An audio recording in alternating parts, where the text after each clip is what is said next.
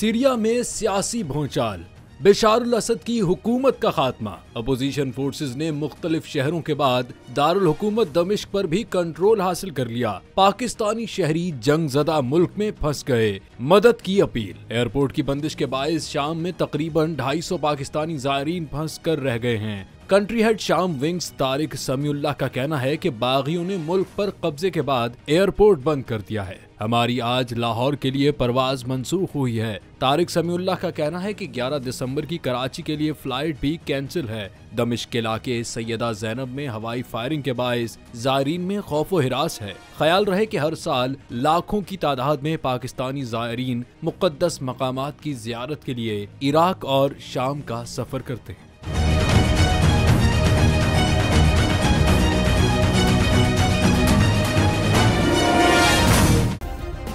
Subscribe करें और bell दबाएं ताकि कोई खबर रह न जाए।